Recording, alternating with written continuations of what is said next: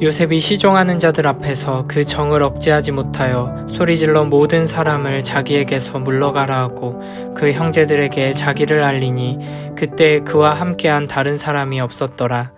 요셉이 큰 소리로 우니 애굽 사람에게 들리며 바로의 궁중에 들리더라. 요셉이 그 형들에게 이르되 나는 요셉이라 내 아버지께서 아직 살아계시니이까. 형들이 그 앞에서 놀라서 대답하지 못하더라. 요셉이 형들에게 이르되 내게로 가까이 오소서. 그들이 가까이 가니 이르되 나는 당신들의 아우 요셉이니 당신들이 애굽의 판자라. 당신들이 나를 이곳에 팔았다고 해서 근심하지 마소서. 한탄하지 마소서. 하나님이 생명을 구원하시려고 나를 당신들보다 먼저 보내셨나이다. 이 땅에 2년 동안 흉년이 들었으나 아직 5년은 밭가리도 못하고 추수도 못할지라. 하나님이 큰 구원으로 당신들의 생명을 보존하고 당신들의 후손을 세상에 두시려고 나를 당신들보다 먼저 보내셨나니 그런즉 나를 이리로 보내니는 당신들이 아니요 하나님이시라. 하나님이 나를 바로에게 아버지로 삼으시고 그 온 집의 주로 삼으시며 애굽 온 땅의 통치자로 삼으셨나이다. 당신들은 속히 아버지께로 올라가서 아뢰기를 아버지의 아들 요셉의 말에 하나님이 나를 애굽 전국의 주로 세우셨으니 지체 말고 내게로 내려오사 아버지의 아들들과 아버지의 손자들과 아버지의 양과 소와 모든 소유가 고센 땅에 머물며 나와 가깝게 하소서.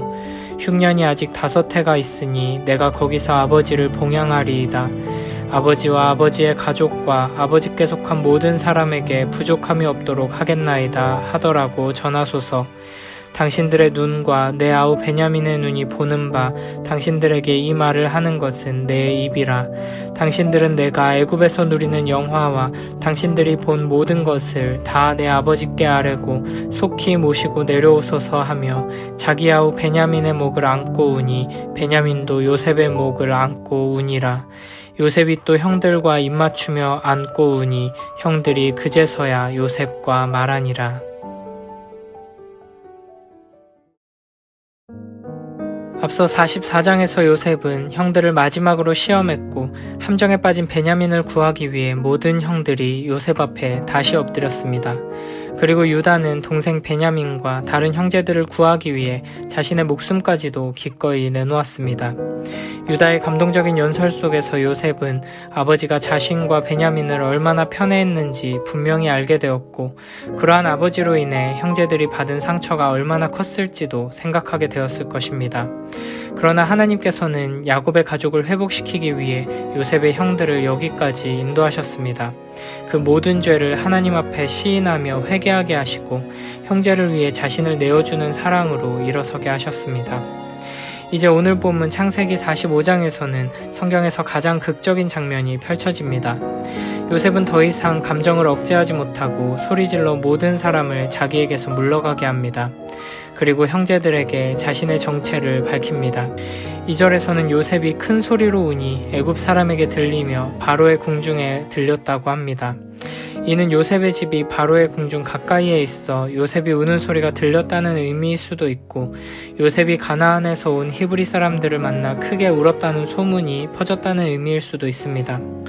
요셉은 마치 이산가족 상봉 장면에 사람들이 격정적으로 소리 지르며 우는 것처럼 그동안의 서러움과 그리움, 사랑과 아픔을 다 쏟아내는 절규와 함께 눈물을 펑펑 쏟았을 것입니다. 그리고 겨우 마음을 진정시키고 떨리는 목소리로 아버지의 안부를 묻습니다. 형제들이 분명 아버지가 살아계시다고 이미 말했지만 간절히 만나고 싶은 마음에 지금까지는 너희 아버지라고 불렀지만 이제는 내 아버지라고 부르며 다시금 물어보는 것입니다. 그러나 형들은 그 앞에서 놀라서 대답하지 못했습니다. 이게 도대체 무슨 일인가 혼란스러움을 느끼며 당황해서 말문이 막혀버린 것입니다. 4절 8절에서는 요셉의 위대한 신앙 고백이 등장합니다. 하나님께서 요셉이 평생의 고난을 겪으면서도 형통한 자로 주님의 인도하심을 받아 어디까지 성장했는지 여기서 분명히 드러나게 됩니다. 4절의 요셉은 형들을 가까이 부르면서 나는 당신들의 아우 요셉이니 당신들이 애굽의 판자라고 말합니다.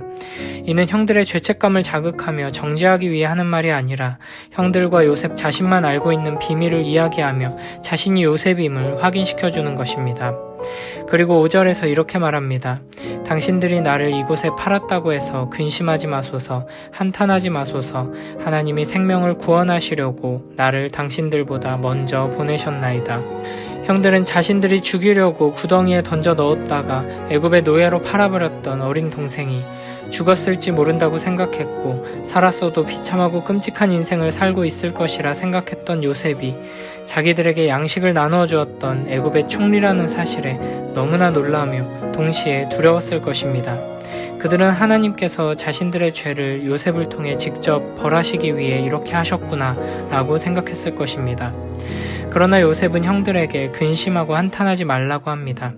형들이 나를 애굽에 판 것은 사실이지만 결국에는 이 모든 일들이 하나님의 뜻 안에서 이루어진 것이고 하나님께서 우리 가족의 생명을 구원하기 위해 더 나아가서 애굽과 주변 여러 민족들의 생명을 구원하기 위해 나를 애굽으로 보내신 것이 먼저라는 말입니다. 그리고 지금 2년 동안 흉년이 이어졌지만 아직 5년의 흉년이 더 남았음을 말하며 7절 8절에 다시 한번 하나님의 섭리에 대한 위대한 고백을 합니다.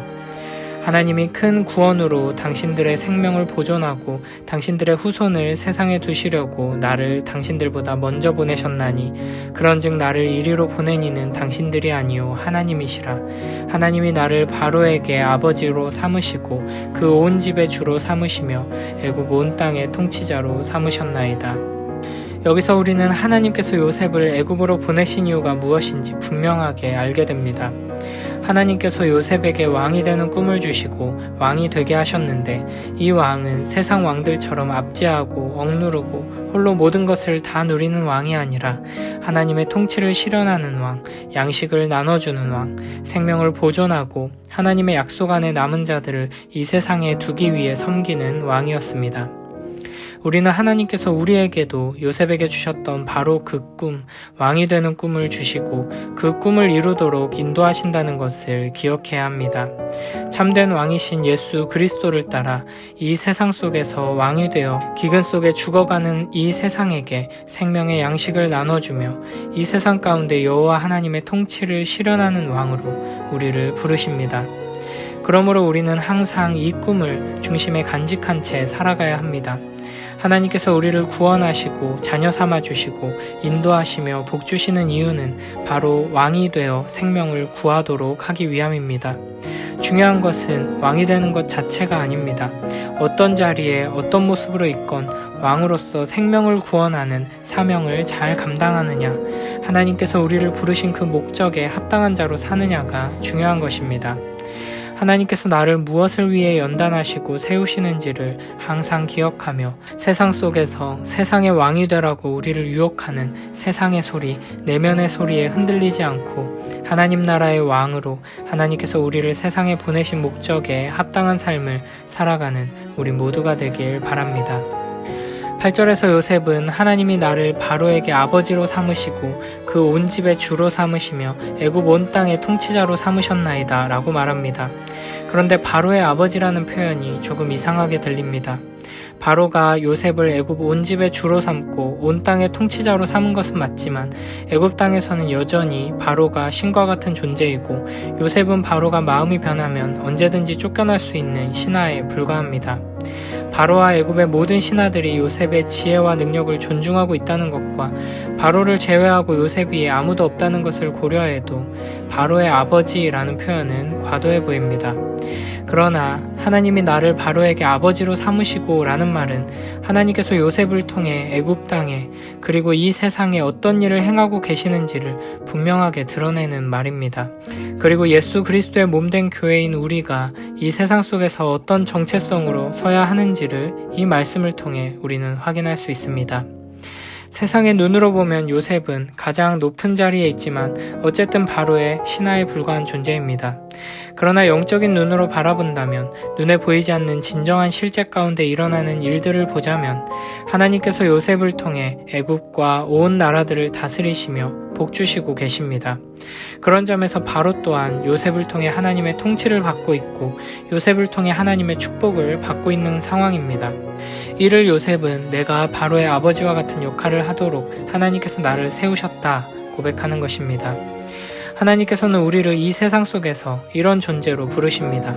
세상에 아무리 많은 것을 소유한 사람이라고 해도, 높은 자리에 있는 사람, 학식이 뛰어난 사람이라고 해도 하나님의 자녀들, 예수 그리스도의 몸된 교회인 우리들을 통해 하나님의 다스리심을 받고 하나님의 축복을 누릴 수 있게 됩니다. 그들에게 진정한 구원의 길을 보여줄 수 있는 사람은 우리뿐입니다. 그들에게 참된 축복을 선언할 수 있는 사람은 우리뿐입니다. 그들을 위해 실제적인 효과가 있는 참된 기도를 해줄 수 있는 사람은 우리뿐입니다. 그런 점에서 그리스도인들은 어느 자리에 있던지 그곳에서 아버지와 같은 역할로 부름받고 있는 것입니다. 우리가 서 있는 그곳, 가정과 학교와 직장과 지역사회 속에서 비록 보잘것없는 종에 불과한 모습일지라도 권세 있는 아버지로 양식을 나눠주고 보호하고 인도하는 아버지로 섬기며 살아가는 우리 모두가 되길 축복합니다. 9절에서 15절에 요셉은 형제들에게 즉시 돌아가 아버지를 이집트로 데려오도록 요청합니다. 그들을 위해 왕궁과 가까운 고센에 살 곳도 마련해 두었습니다. 그리고 요셉은 앞으로 5년간 이어질 기근 동안 온 가족의 부족함 없는 생활을 약속합니다. 요셉의 발언 속에 하루라도 빨리 아버지를 만나고 싶은 마음이 드러납니다. 9절에서 속히 아버지께로 올라가서 지체 말고 내게로 내려오라고 말하고 13절에서는 다시 속히 모시고 내려오소서라고 말합니다. 하나님께서는 이렇게 요셉을 통해 온 세상을 덮친 대흉년 속에서 야곱의 가족을 신실하게 지키고 보호하십니다. 창세기 6장에 등장하는 노아의 홍수에서는 온 세상에 물이 가득했으나 지금은 온 세상에 물이 다 말라버린 상황입니다. 홍수가 왔을 때 하나님께서는 노아의 가족을 보존하셨고 흉년 속에서는 야곱의 가족을 보존하십니다. 홍수에서는 방주를 통해 구원하셨다면 흉년에서는 요셉을 통해 구원하십니다. 14, 15절에 이 모든 말을 다 마친 요셉은 아우 베냐민의 목을 안고 울고 또 형들과 입맞추며 안고 웁니다.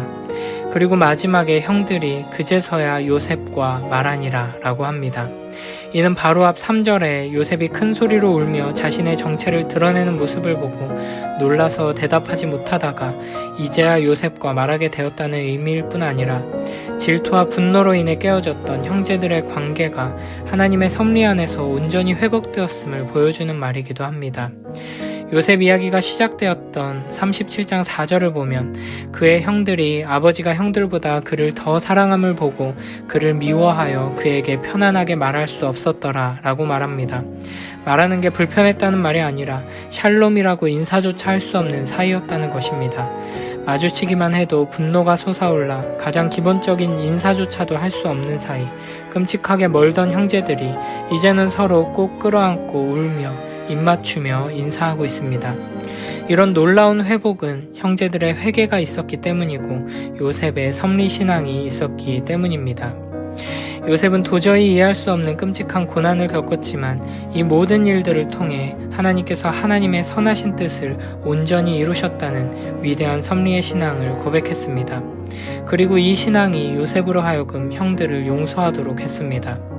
아무리 자신에게 악한 일이 일어나고 고난이 닥쳐오더라도 하나님이 하셨다는 사실을 진정으로 믿는다면 타인에 대하여 관대할 수 있는 것입니다.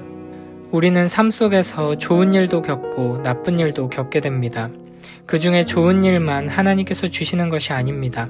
하나님께서는 좋은 일과 나쁜 일 모두를 주관하셔서 우리를 복주시고 인도하시는 전능하신 섭리의 하나님이십니다. 요셉과 같이 하나님의 섭리를 믿으며 용서와 사랑에 복된 삶으로 나아가는 우리 모두가 되길 바랍니다. 요셉은 복받치는 감정을 억누르지 못하고 자기의 모든 시종들 앞에서 그만 모두들 물러가라고 소리쳤다. 주위 사람들을 물러나게 하고 요셉은 드디어 자기가 누구인지를 형제들에게 밝히고 나서 한참 동안 울었다. 그 울음소리가 어찌나 크던지 밖으로 물러난 이집트 사람들에게도 들리고 바로의 궁에도 들렸다. 내가 요셉입니다. 아버지께서 아직 살아계시다고요. 요셉이 형제들에게 이렇게 말하였으나 놀란 형제들은 어리둥절하여 요셉 앞에서 입이 얼어붙고 말았다. 이리 가까이 오십시오 하고 요셉이 형제들에게 말하니 그제야 그들이 요셉 앞으로 다가왔다. 내가 형님들이 이집트로 팔아넘긴 그 아우입니다. 그러나 이제는 걱정하지 마십시오. 자책하지도 마십시오. 형님들이 나를 이곳에 팔아넘기긴 하였습니다만 그것은 하나님이 형님들보다 앞서서 나를 여기에 보내셔서 우리의 목숨을 살려주시려고 그렇게 하신 것입니다. 이 땅에 흉년이든지 이태가 됩니다. 앞으로도 5해 동안은 밭을 갈지도 못하고 거두지도 못합니다. 하나님이 나를 형님들보다 앞서서 보내신 것은 하나님이 크나큰 구원을 베푸셔서 형님들의 목숨을 지켜주시려는 것이고 또 형님들의 자손을 이 세상에 살아남게 하시려는 것입니다. 그러므로 실제로 나를 이리로 보낸 것은 형님들이 아니라 하나님이십니다. 하나님이 나를 이리로 보내셔서 바로의 아버지가 되게 하시고 바로의 온 집안의 최고의 어른이 되게 하시고 이집트 온 땅의 통치자로 세우신 것입니다. 이제 곧 아버지께로 가셔서 아버지의 아들 요셉이 하는 말이라고 하시고 이렇게 말씀을 드려주십시오. 하나님이 저를 이집트 온 나라의 주권자로 삼으셨습니다. 아버지께서는 지체하지 마시고 저에게로 내려오시기 바랍니다.